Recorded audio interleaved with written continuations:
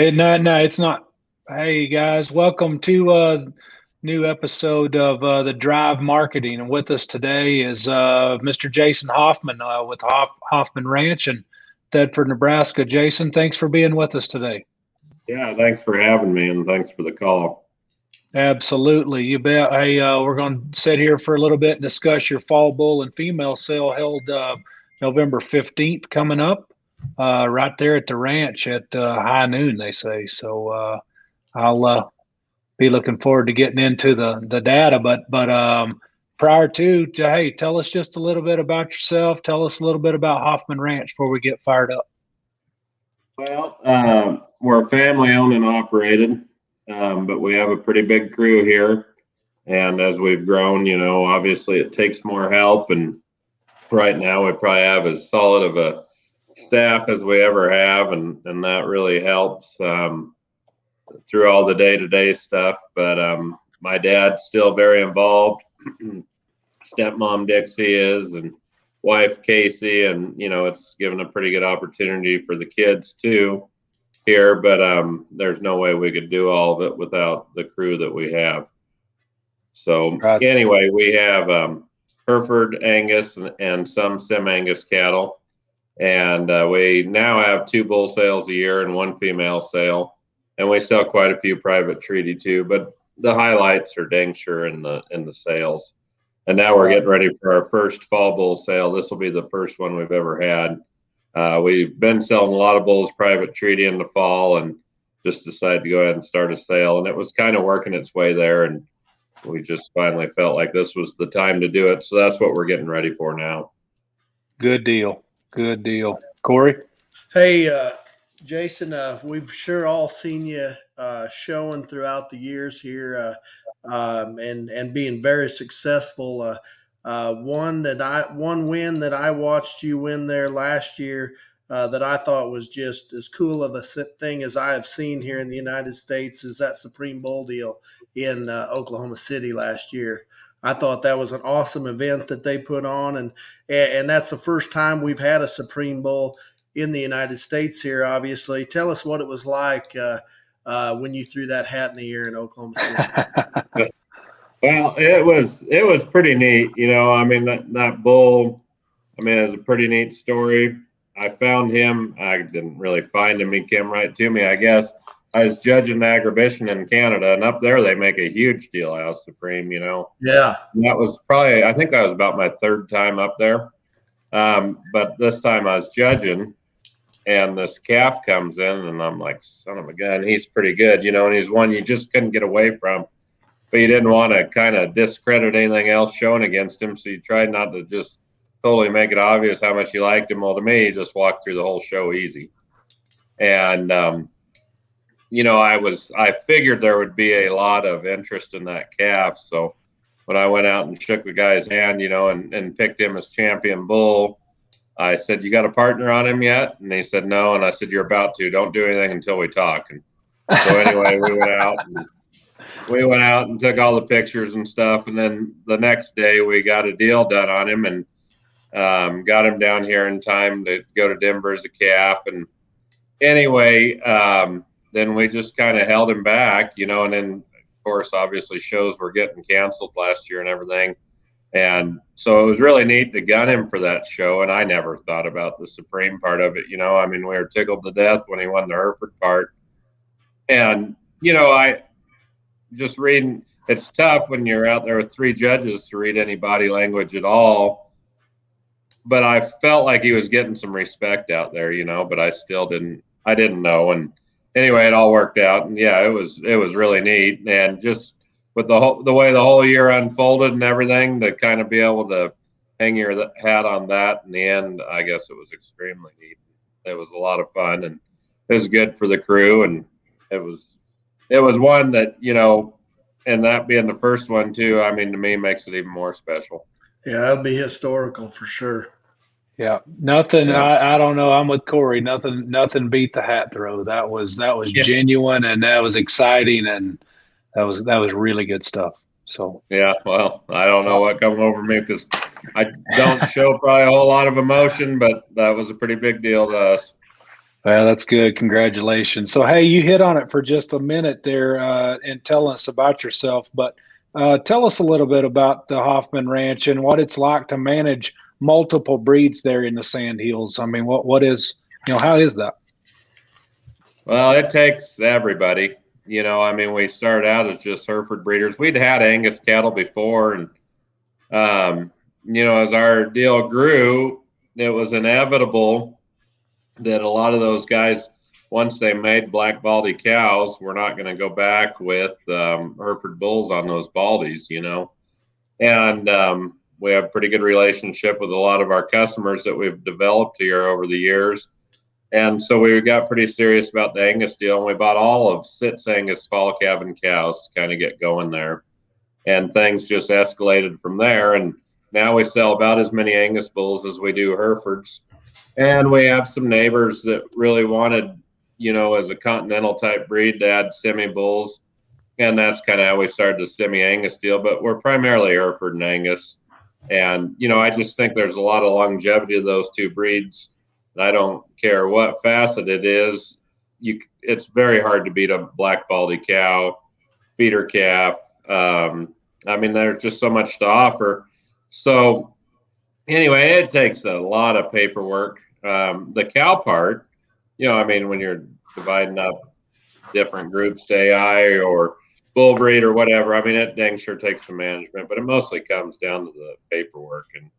And my stepmom handles a lot of that. Well, she handles about all the paperwork and registrations and stuff, and we do as much as we can shoot side.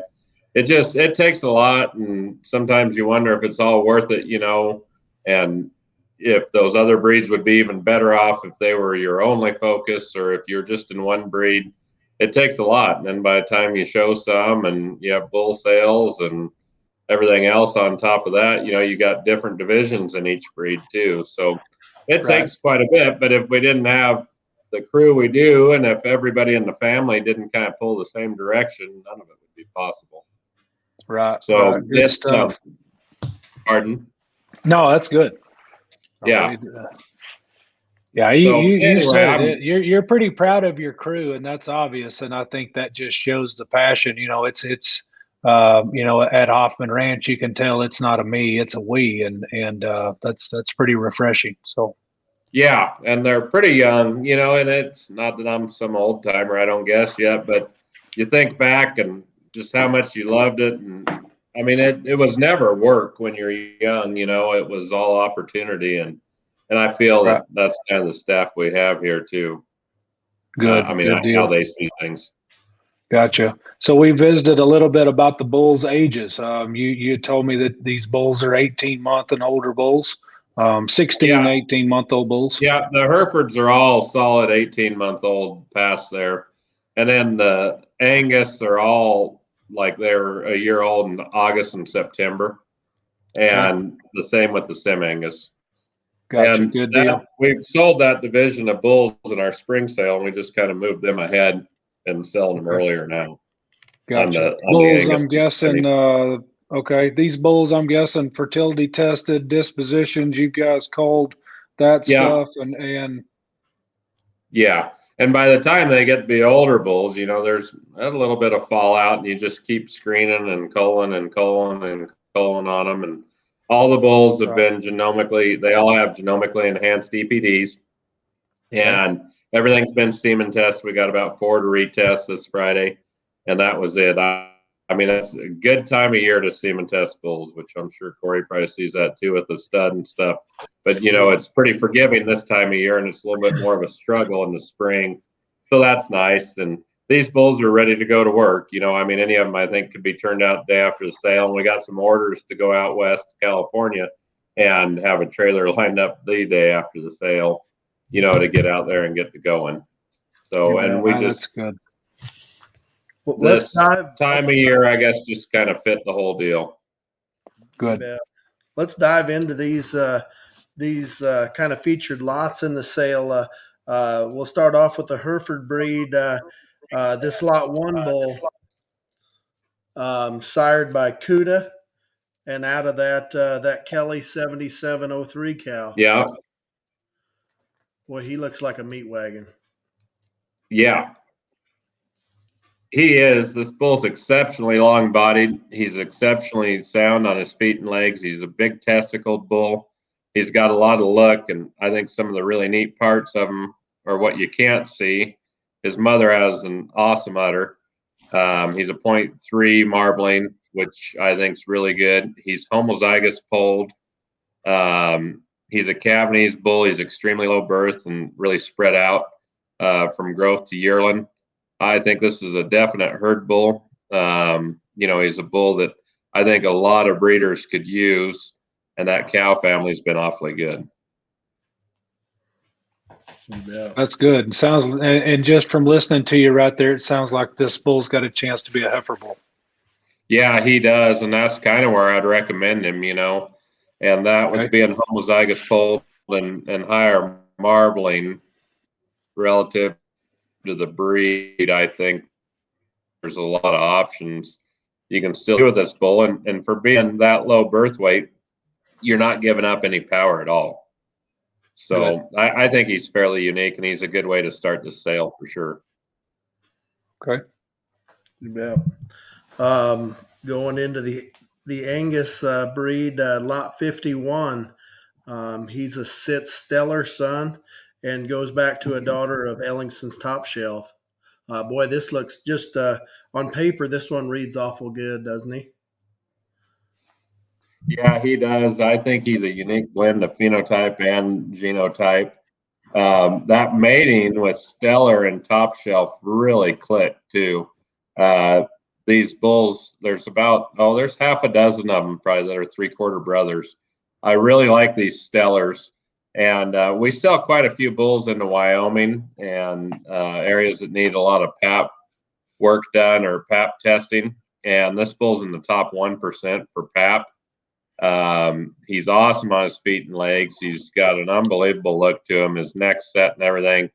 He's really good design and good bodied. He's a big testicled bull. His foot and claw EPDs are in the top 1%. His mother, I was just looking at her today when I was feeding some cows, and she's got one of the earlier calves. So as a first calf heifer, she bred right back. Has got another really good calf on her.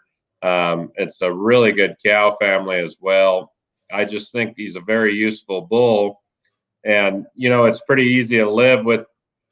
We don't necessarily just follow the EPDs, but it's really nice when you can get one look like this that have the numbers that blend in with him phenotypically like they do. I think this is a very unique bull, and that's a really good cross. These Stellar sons that we're selling, a lot of them will be at the front end of the sale order. And they're all out of first calf heifers. There's a flush of them also, but these Stellars are really good cattle, and I think they're built for the long haul. And they say the Stellar daughters are exceptionally good in production. We do not have any that old yet, but I'm really anxious to get them wet.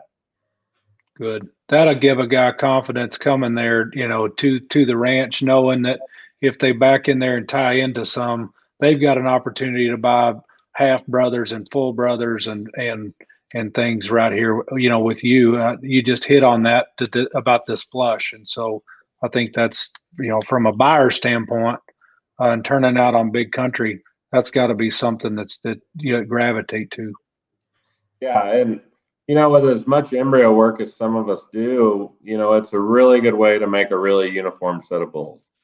And I think that helps. And then even once you back off that and you have 3/4 brothers and then down to half brothers, I think you just offer guys a lot if you can have some bigger sire groups. And then if you can't even tighten it up to where they're full brothers, Right. You'd hope that can just keep passing on down the line in terms of uniformity.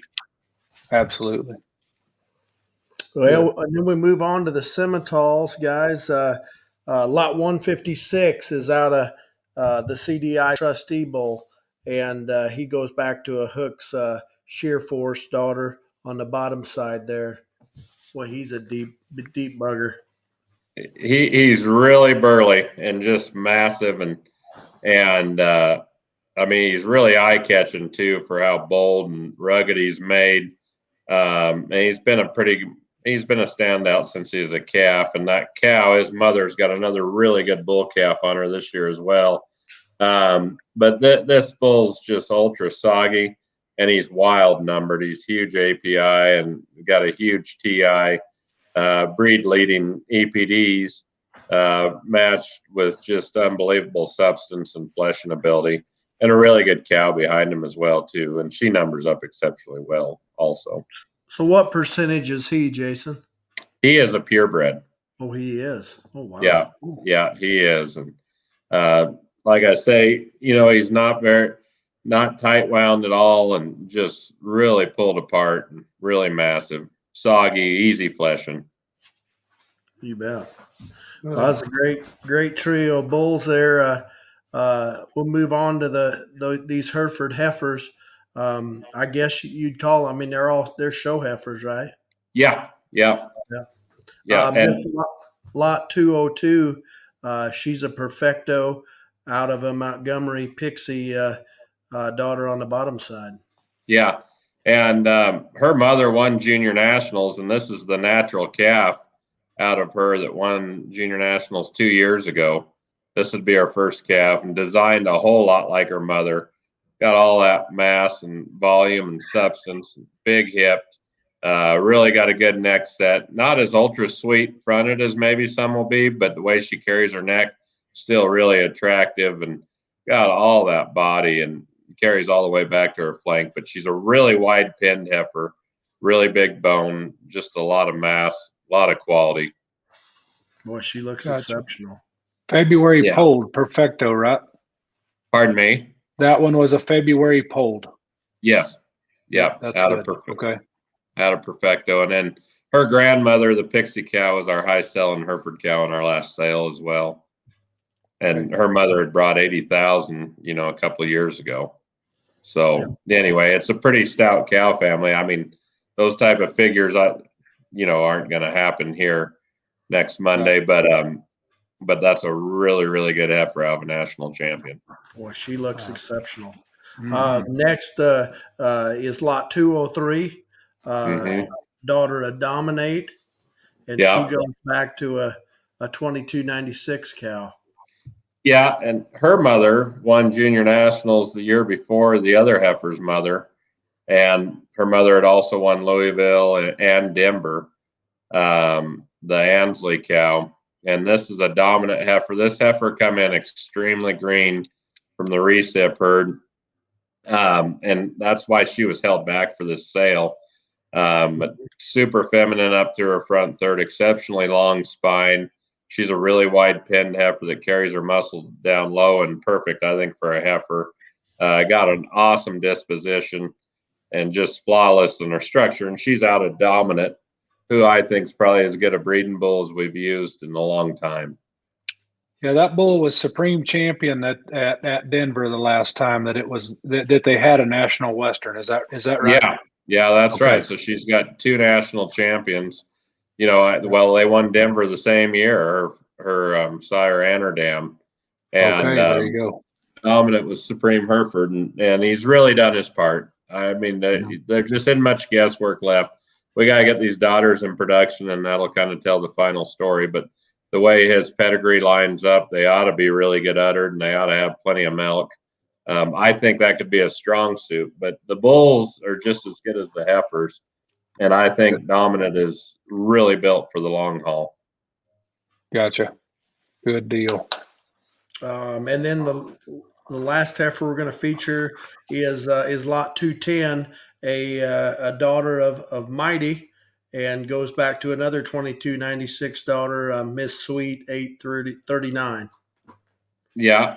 This heifer is actually out of at this time, I guess my kids are showing Charlets just so they aren't competing against customers, and kind of gives them their own thing. But this heifer is out of a female that my son showed at junior nationals when it was in Denver, and she won her division. He had a May horned and a May polled, and I think her mother won her division, and his polled was maybe reserved. But anyway, this is an embryo heifer calf out of her, and I think as far as a horned heifer go, I think she rivals our lot 1 heifer from our September sale. Unbelievable in the way she carries that neck, and she always has it up. She's a very alert heifer that's still calm in her disposition. so sweet up through that neck and shoulder. And for having the kind of refined neck that she does, she's really big barreled, really deep sided, really good out through her hip, perfect on her feet and legs. And the reason like a heifer like this wasn't in our September sale, she come from a recip herd. We hadn't even seen her before our September sale, and we picked them up late. And that's what a lot of these heifers are. So they aren't leftovers or anything like that. They were out of recip herds, or they were super green, or we hadn't seen them at the time of our September sale. And so we got them ready for this sale. And this heifer is one of those. She was raised at Jerome Danner's, and I picked her up probably a week after our September female sale. Gotcha. So, nothing like going there and finding a little hidden treasure, is it? Yeah. You Yeah. know. It usually doesn't work that way. Hey, so let's get into this. We've talked about the cattle. You sent me some pictures earlier today of another little part of your sale that I thought was really unique. You're going to sell some ranch horses. Yeah. Yeah, we are. And the Lot A horse here, JJ, we've had this horse for a while and we've used him for everything. And he's not a very big horse at all, but he's stout enough to pack me around. But he's level-headed enough. When my youngest daughter, Hayden, was 5 a year ago, she rode him pretty much all summer. But he was kind of the ranch horse, and everybody'd kind of use him. He was a ranch horse. And this summer I got her own horse. It's only hers, and it's a little different deal. But everybody uses JJ, and everybody goes, and if they have a chance to go pick which horse they're going to ride that day, it's usually JJ. And I've had some kind of odd looks when I told the guys that we were going to put him in the sale, but this is a unique horse. And we've sold quite a few horses over the years, and we sell a lot to a lot of our customers. Not a lot. We sell a few, but no matter what, I guess kind of the way we look at the horse deal is we sell a horse that anybody can ride at any time. I mean, I don't want one to come back on us. So if they're marginal, we don't sell them to our customers, but JJ is a special horse that about any kid can ride. Gotcha. When you sent me this picture here, I double take. I wasn't real sure. I thought you was trying to convince me that was you that had caught this calf. I'm way handier than that guy. There. Well, I knew that. I had was giving him a confidence builder, but no, that's Albie. That he works up at another ranch for us up at Kilgore, and this was my practice horse all summer heading, and used her on the ranch a bunch. I've doctored a bunch on her. This is Steel, and she's a big mare. She's like 15-1 and heavy and stout, and just as honest as they come. Nothing rattles her. She's pretty much the same horse every day, and for a mare, you can kick her out with geldings, and she doesn't get stupid. Just really level-headed. And a neat horse, and big and stout. Doctored quite a few calves on her, and like I say, we've team roped on her a bunch this summer and used her all around the ranch a bunch too. Gotcha. Hey, so look at this little special here. I was scouting Facebook the other day, and I've just come across a post, and Hoffman Ranch bull cell saddle. Tell us the story of how a guy can leave Thedford with some new tack. Well, you got to be present to win it, or a representative of your ranch here. And every bull you buy, your name goes in a hat. Your buyer number does, and it goes in a hat throughout the day. And at the end of the bull sale, we'll draw for the saddle, and whose ever number we draw out of there, or buyer number that we draw out of there, wins the saddle. This will be the third one. This will be the fourth one that we've done. We've done 3 in spring sales, I guess, for 3 years, and then this one. And anyway, it's a pretty neat saddle, and it's made by a relative of my wife's, Brett Ellerman. He owns Texas Saddlery, and he's been making these saddles for us for the sale. And then my kids have saddles from him, and I have a saddle from him. My wife has a saddle from him. He does a really good job. Man, well, it's a really nice saddle, and it's a really neat thing that you do for those buyers, especially in that country right there. I know that if I was to win that saddle, it would have to stay on that horse right there. Yeah. I don't know that I would get much use out of it, but hey, it's been good to talk to you. Free delivery on the bulls that I saw. Yeah, that's correct. Perfect. Catalog and videos will be available, and they are available right now. www.hoffmanranch.com. Yeah, that's correct. Gotcha. And Good a deal. lot of that information and videos and stuff are on Facebook too. And there's videos of the horses on Facebook, on Hoffman Ranch's Facebook. And if there's any Okay. questions, don't hesitate to call my dad or myself or anybody here on the ranch. And numbers will be in the catalog and Perfect. easy to find. Is that sale online, Jason? Yes, it is. It's on live auctions and liveauctions.tv. And then it's also on DB auctions. Yes, sir. Okay. Good. Yeah. Well, that's good. Hey, Jason, I got to tell you, it's been a pleasure of mine to get to visit with you tonight about your bull sale. I mean, it's obvious the passion that you have, not only for the breeds you mess with, but just livestock in general. And it's been a pleasure to have you on tonight and visit. If there's anything that we missed, tell us about it right now. And I think we're pretty good. I appreciate what you guys are doing. And when you were explaining this to me when you called the other day, Brett, I really like the positive approach and the way you want to go about it. And I think you guys will really excel at this. And it's fun, I mean, it's just the era we're in, I guess. When I was a kid, we got in a pickup and went and saw somebody, and there's a lot of people you didn't ever get to know, because of your limitations. And now with the times and everything, you open up something like this, might make people a little more comfortable to know and learn about you, or operation and different people throughout the business. So I think you guys will really do a good job. I think you have a lot of future to what you're doing. Hey, and thanks a lot, Jason, for jumping in and sure being one of the first ones to do this deal. Yeah. When Brett got talking about it, it made a lot of sense. And I mean, there's a lot of good voices, out there in the industry, and just need to keep it going and get everybody on the same page and pulling the same way. And there's a lot of education you guys can lead people to through this. So I think that's great. Right. You bet. Well, Jason, thank you for being with us tonight. Best of luck to you and Denny and the family. I mean, when you get off here, make sure you tell old Hacks hello. There ain't nothing cooler than seeing him. So, hey, good luck, and we'll be talking to you. Thank you. All right, guys. Thanks a lot. Thank you. You bet. Yes, sir.